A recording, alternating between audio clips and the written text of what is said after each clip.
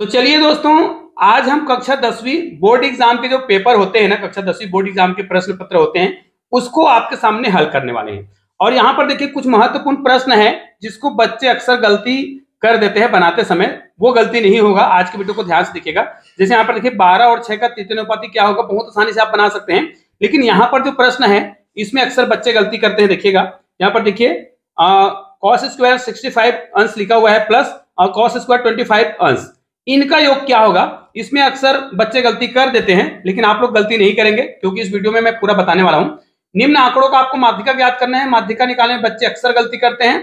तो इस छोटा सा वीडियो आपको बहुत ही हेल्प मिलेगा। इस छोटे से वीडियो से आप लोग चाहे तो मुझे कमेंट करके बता भी सकते हैं कि आपको गणित के किस टॉपिक पर आपको वीडियो चाहिए, किस चैप्टर पर चाहिए, बता सकते हैं ताकि आपको मैं वीडियो बनाकर दे सकूं और आपका परीक्षा की तैयारी बहुत आसानी से हो सके। देखिए, सम संख्याओं का वर्ग सदैव खाली स्थान होता है। सिंपल सी बात है, आपको ये सब नहीं करना है, आपको तो इस वीडियो को देखना है। इस वीडियो में आपने देख लिया तो समझो आपके दिमाग में छप जाएगा, फिर आपको ये रटना नहीं पड़ेगा। जैसे सम संख्याओं का वर्ग खाली स्थान होता है, तो भाई आप 2 का वर्ग करके देख लीजिए, 4 होगा। फिर सम संख्या 4 का वर्ग करके देखिए, 16 होगा। फिर सम संख्या में हम 8 भी कर सकते हैं, 6 भी कर सकते हैं, 10 भी कर सकते हैं। इस सब का आप क्या कर सकते हैं, वर्ग करके देख लीजिए। इसका कितना हो जाएगा 64, इसका कितना हो जाएगा 36, इसका कितना हो जाएगा 100। सभी को देखने से यह समझ आ रहा है कि सारे संख्या जो सम संख्या है उसका वर्ग करने पर जो उत्तर आ रहा है वो भी क्या आ रहा है, सम ही आ रहा है। तो यहाँ पर क्या आएगा, तो निश्चित रूप से यहाँ पर आ जाएगा सम, अर्थात ये हमेशा सम संख्या होगा, विषम संख्या बिल्कुल भी नहीं होगा। अगले प्रश्न को देखिए, बहुत ही महत्वपूर्ण है। 12 और 6 का तृतीय अनुपाती क्या होगा।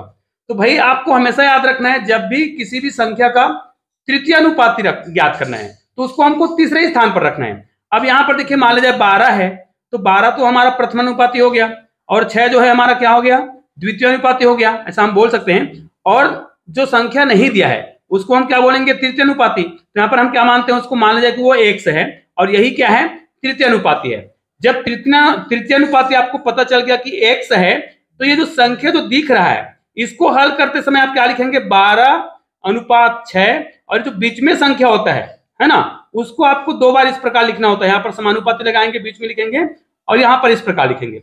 इस प्रकार करने से आपके उत्तर तुरंत आ जाते हैं। हल कैसे करते हैं वो आपको बताते जा रहा हूं, ध्यान से देखिएगा।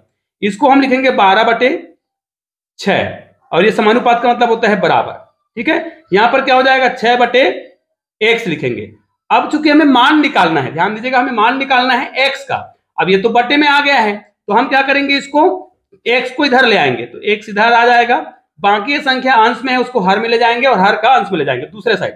इधर क्या बचा हुआ है, 6 तो बचा ही हुआ है, 6 बचा है। इसको हम क्या करेंगे, 6 अंश में, हर में था उसको अंश में ले जाएंगे, और 12 अंश में था उसको हर में ले आएंगे।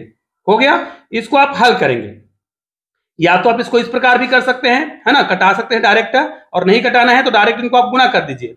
6 का 36 गुना कर दीजिए, फिर 12 से कटा दीजिए, 12×3=36। इस प्रकार भी आप कर सकते हैं। डायरेक्ट इसको 6 दूनी 12 करते, और 6 कम 6, फिर 2 बचता, 2×3=6। तो अर्थात आपका उत्तर कितना आ रहा है, 1 का मान 3 आ रहा है। अर्थात तृतीय अनुपाती इसका कितना हो जाएगा, यहाँ पर जो दिया है उसका तृतीय अनुपाती कितना होगा, 3 होगा। ये भी समझ आ गया। यहाँ पर देखिए, बाह्य बिंदु से वृत्त पर खींची गई स्पर्श रेखा की लंबाई क्या होती है। यहाँ पर आपको लंबाई नाप कर नहीं बताना है भाई, आपको यहाँ पर एक वृत्त दिया है और वृत्त के बाह्य बिंदु बोला है। वृत्त के देखिए, बाह्य बिंदु से वृत्त पर खींची गई स्पर्श रेखाओं की लंबाई क्या होती है, खाली स्थान होती है। निश्चित रूप से प्रश्न को देख के आपको समझ आ गया होगा, ये बाह्य बिंदु है। इस बाह्य बिंदु से आप स्केल पर एक रेखा खींचेंगे, तो इसी से आपको इधर भी रेखा खींचना है। तो इन दोनों का लंबाई कितना होता है, तो भाई दोनों का लंबाई कितना होगा, बराबर होगा, ठीक है। तो यहाँ पर क्या आ जाएगा, बराबर आ जाएगा। इसमें देखिए, जिस राशि पर ब्याज की गणना की जाती है उसे क्या कहते हैं। सिंपल सी बात है, जिस राशि पर ब्याज की गणना करते हैं वो क्या कहलाता है हमारा, वो मूलधन कहलाता है ना।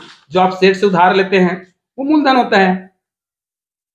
इसी प्रकार यहाँ पर देखिए, यदि किसी बिंदु के निर्देशांक x, है ना, और सॉरी 100 बोलता हूं, 8 और 0 हो, तो वह बिंदु खाली स्थान अक्ष पर होगा। कौन से अक्ष पर होगा, ध्यान दीजिएगा, आपको थोड़ा सा समझा देता हूं। यहां पर हम इस प्रकार लिख लेते हैं, हमको पता है कि ये x अक्ष होता है, ये जो है x अक्ष होता है, और ये y अक्ष होता है, ठीक है। अब x अक्ष में ध्यान दीजिएगा, x अक्ष में किसका मान 0 होगा? x अक्ष में y का मान 0 होगा, ठीक है। x अक्ष में यहां पर देखिए x अक्ष में y का मान 0 होगा, मतलब यहां पर x का मान कितना दिया गया है, यहां पर आएंगे, यहां पर 8 होगा। और x अक्ष में 0 किसका मान होता है? y का। तो x अक्ष में y का मान 0 होता है, उसी प्रकार याद रखिएगा y अक्ष में x का मान 0 होता है। मान आपका दिया है वो कौन सा? 8 और 0। यह किस बिंदु पर होगा, किस अक्ष पर होगा? ये बिंदु जो है किस अक्ष पर होगा? तो देखिए कौन से अक्ष पर होगा? ये x अक्ष पर होगा, क्योंकि x अक्ष पर y का मान 0 होता है। और इसी प्रकार आपको याद रख लेना है कि y अक्ष पर x का मान 0 होता है। तो ये भी आपके प्रश्न बन गए। अब चलिए इस प्रश्न को कैसे बनाएंगे, है ना। तो आपके सामने इसको भी हम बहुत सरल तरीके से हल कर रहे हैं, आप देखते रहिएगा। बहुत आसानी से आप इस प्रकार के प्रश्नों को हल करना सीख सकते हैं। यहां पर जो प्रश्न है कॉस स्क्वायर 65 अंश प्लस कॉस स्क्वायर 25 अंश, ठीक है। अब आपको एक चीज याद रखना है, एक सूत्र मैं आपको बता रहा हूं।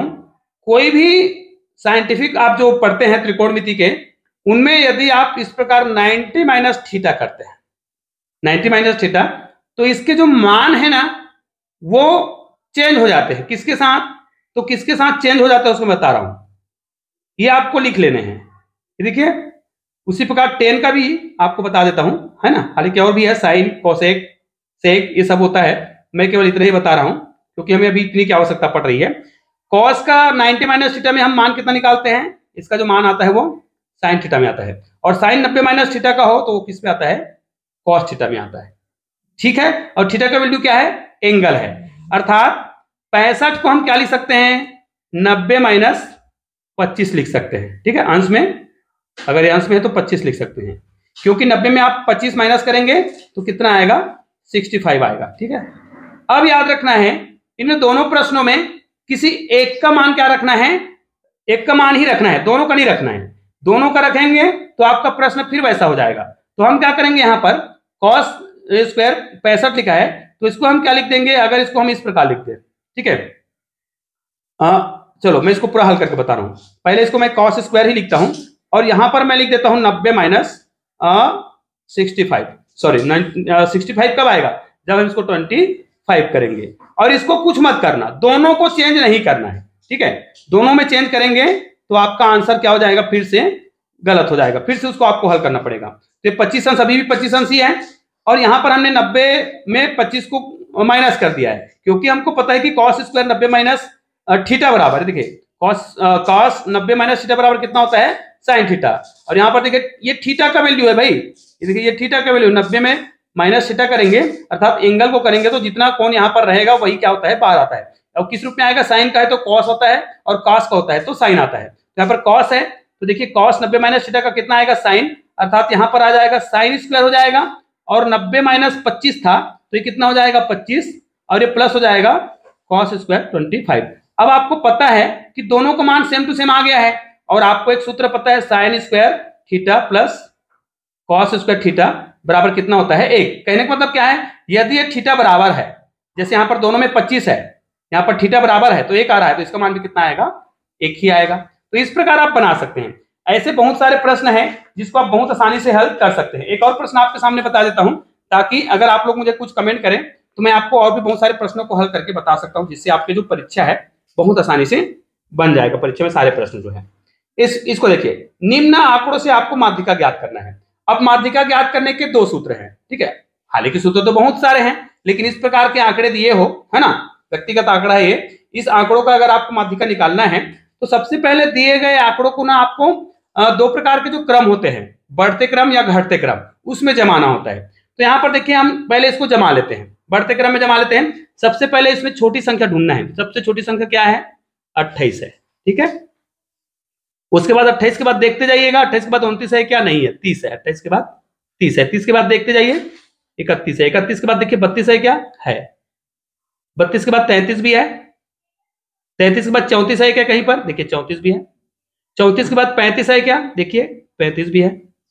अर्थात ये संख्या देख लीजिएगा 1 2 3 4 5 6 और 7, इसको भी गिन लीजिएगा 1 2 3 4 5 6 और 7। तो याद रखिए जब भी इस प्रकार के प्रश्न बनाते हैं सबसे पहले इसको बढ़ते क्रम या घटते क्रम में आपको लिखना है, ठीक है। जैसे हमने यहाँ पर इसको क्या कर लिया है? बढ़ते क्रम में लिख लिया है। आपको यहाँ पर लिखना है, मैंने नहीं लिखा है। सॉल्व जब आप करेंगे तो इसको लिख लेना बढ़ते या फिर घटते क्रम में लिखने पर। हमने इसको किस क्रम में लिखा है, इसको हमने लिखा है बढ़ते क्रम में। बढ़ते क्रम में लिख लिया। उसके बाद यहाँ पर देखिए पदों की संख्या मतलब n का मान कितना दिया है, यहाँ पर 7 दिया है, जो कि क्या है, एक विषम संख्या है। और विषम संख्या हो तो गणित को कैसे बनाते हैं, देखिए विषम संख्या के लिए माध्यिका ज्ञात करने का अलग सूत्र है और सम संख्या के लिए अलग होता है। ठीक है, ये माध्यिका है, याद रखिएगा माध्यिका है। ठीक है, सूत्र क्या होता है, यदि विषम संख्या है तो आपको n+1 करना है और बटे 2 कर देना है, और यहां पर जो उत्तर आएगा वही पद आपका क्या होगा, आंसर होगा। ये याद रखिए, यहां पर जो हल करेंगे वो उत्तर नहीं होता है, वो पद जो है आंसर होता है। तो यहां पर देखिए n का मान कितना था 7 में 1 जोड़ेंगे, बटे 2 करेंगे, और जो पद आएगा यहां पर, इसलिए इसको इस प्रकार लिखा जाता है वहां पद करके। ठीक है, तो इसको आपने हल किया तो 7 में हम 1 जोड़ेंगे, कितना हो जाएगा 8/2, और यहां पर आपको लिखना पड़ेगा वहां पर। ठीक है, 2 1 कम 2 और 2 चौक 8, अर्थात यहां पर 4 आ गया और ये वहां पद। इसका मतलब क्या है, चौथा पद ही हमारा क्या होगा, आंसर। कई लोग इसी को आंसर लिख के आते हैं 4 आंसर करके, ऐसा नहीं भाई, आपको चौथा पद आंसर मिलेगा। अब चौथा पद हमने कैसे निकाला, अगर हमने सारणी से चौथा पद बोलता तो 1 2 3 और 4 28 होता उत्तर, जो कि गलत है। सही उत्तर क्या है, आपको पहले उसको इस प्रकार बढ़ते या फिर घटते क्रम में जमा लेना है। तो हमने देखिए इसको बिल्कुल सही क्रम में जमाया हुआ है, 28 के बाद 30, 30 के बाद 31, 31 के बाद 32। तो हमारा चौथा, यहाँ पर देखिए चौथा लिखा है ना, चौथा पद, तो चौथा पद कौन सा है, 1 2 3 और 4, तो ये वाला हमारा आंसर होगा। तो चौथा पद बराबर कितना हो रहा है यहाँ पर, सॉरी यहाँ पर कितना हो रहा है, 32 हो रहा है। तो 32 ही हमारा क्या है, आंसर है। तो इस प्रकार आप बहुत आसानी से प्रश्नों को बना सकते हैं। चलिए मिलते हैं एक और बेहतरीन, तब तक के लिए जय हिंद जय भारत।